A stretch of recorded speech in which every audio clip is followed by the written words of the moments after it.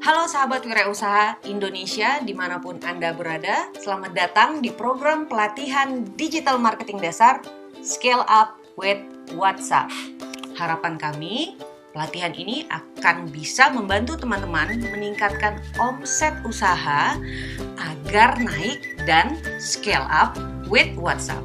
Kira-kira kenapa sih kita semua tuh wajib go digital saat ini? Pertama teman-teman adalah terkait struktur usaha mikro, kecil, dan menengah Indonesia saat ini. Dari 64 juta unit usaha di Indonesia, hampir 99% adalah usaha mikro. Usaha yang omset usahanya sampai dengan 300 juta per tahun. Usaha kecil di atas 300 juta sampai 2,5 miliar per tahun. Usaha menengah adalah yang omsetnya di atas 2,5 miliar sampai dengan 50 miliar per tahun. Yang kedua, bahwa hampir 99% dari UMKM Indonesia ini yang merupakan usaha mikro, rata-rata omsetnya sekitar 84 juta per tahun teman-teman. Ini sekitar 7 juta per bulan. Kalau misalnya margin laba dari teman-teman pelaku usaha mikro itu 40% saja, maka penghasilan yang bisa dipakai untuk kebutuhan rumah tangga sekitar 2,8 juta per bulan. Yang ketiga, 2,8 juta tadi itu tinggi atau rendah? Data menunjukkan bahwa rata-rata pendapatan per orang Indonesia itu sekitar 60 juta per tahun alias per bulan sekitar 5 juta.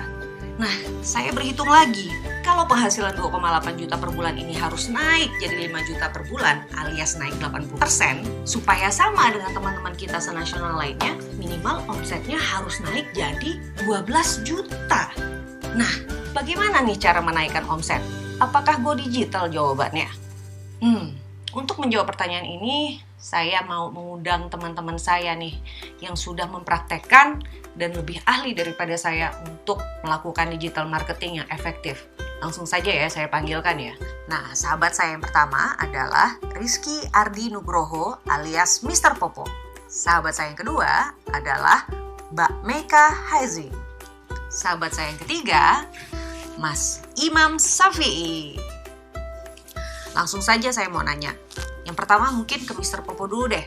UMKM kita ini kan 50% merupakan petani yang perekonomiannya berbasis di desa. 23%-nya adalah pedagang. 8,4%-nya adalah akomodasi dan penyedia jasa makanan minuman seperti rumah makan dan restoran. 8,3%-nya baru merupakan pelaku industri seperti industri pangan olahan, konveksi, kerajinan tangan, dan lain-lain.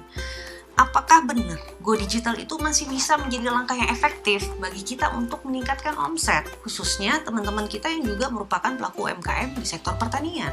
Iya, aku pikir sih memang kita harus segera go digital ya Mbak. Aku sebagai pelaku petaninya sendiri dan juga aku juga memasarkan produkku sendiri, aku melihat ada sekitar 175 juta pengguna internet di Indonesia.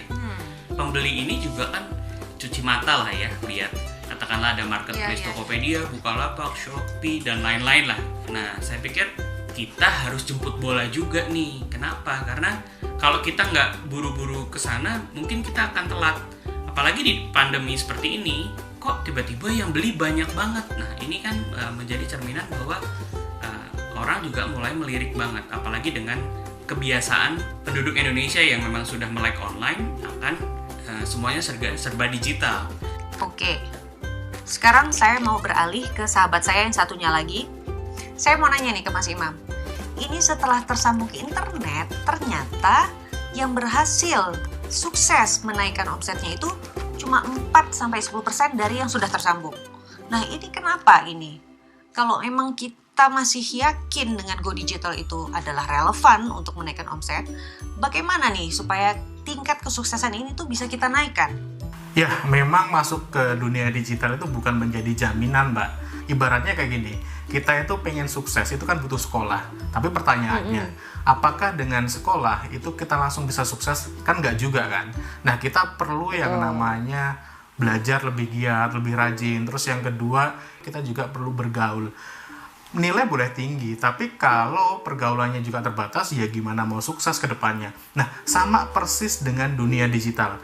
Bahwasanya ketika kita masuk ke dunia digital, pakai platform apapun ya, bisa WA, bisa Tokopedia, bisa Facebook, dan sebagainya, itu ya tidak hanya sekedar bikin akun di sana. Setelah bikin akun, pertanyaannya, akun ini mau diapain nih? Kalau kita hanya bikin, terus tidak atau jarang dikelola, ya nanti juga nggak akan menghasilkan apa-apa. Maka dari itu, yang namanya masuk ke dunia digital itu butuh yang namanya strategi.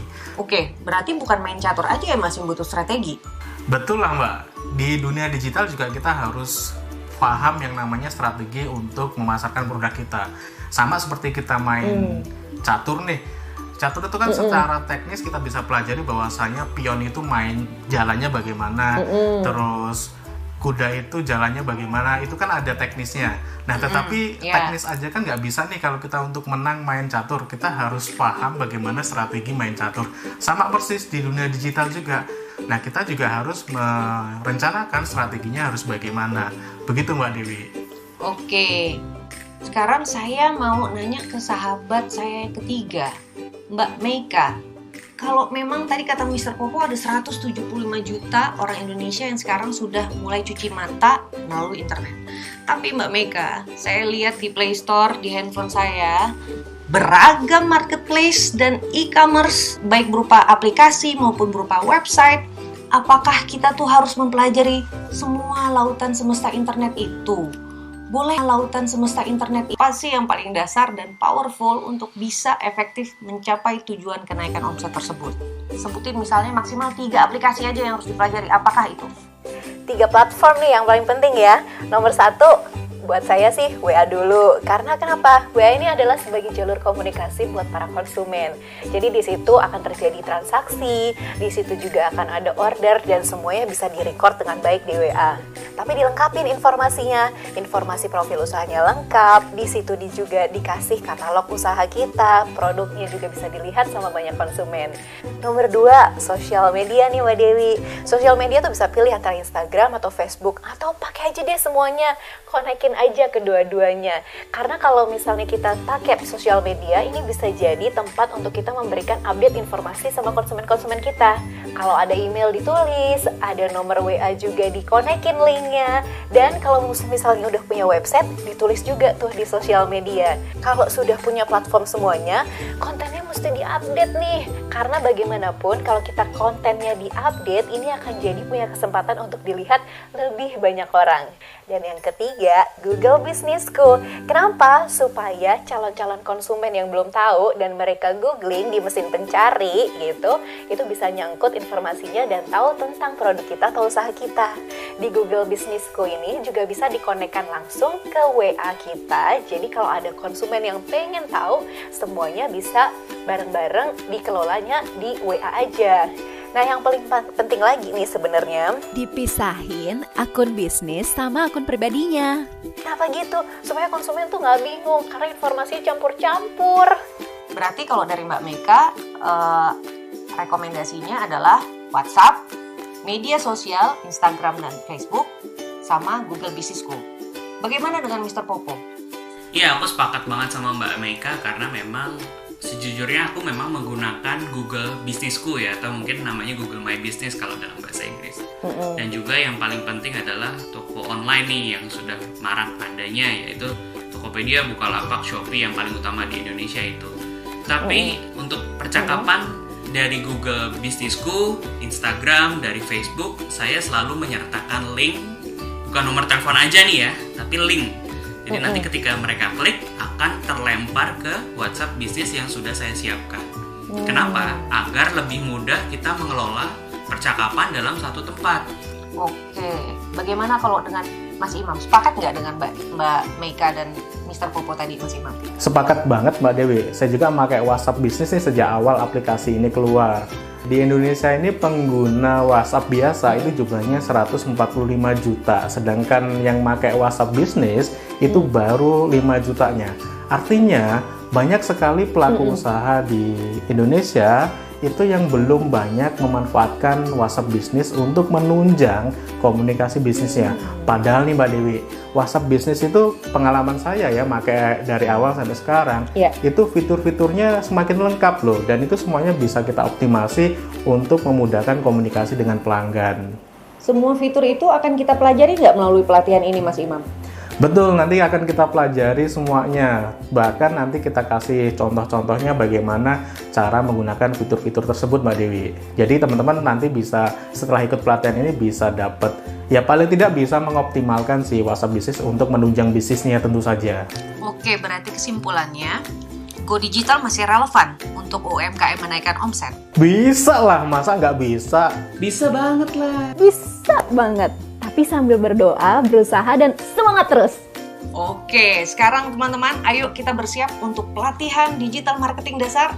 Saya pengen dengar teman-teman bilang siap, boleh ya? Siap? Gak ada suaranya. Wah, mana ini semangatnya teman-teman? Ayo dong, siap dong untuk belajar digital marketing dasar untuk naik omset, naik omset, naik omset. Siap. Gila gemuruh semangatnya sampai saya merasa kena gempa. Tapi itu semangat yang kita butuhkan teman-teman.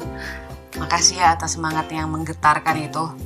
Oh ya, saya Dewi Mesari, Project Leader UKM Indonesia.id. Stay tune dan ikuti pelatihan selanjutnya.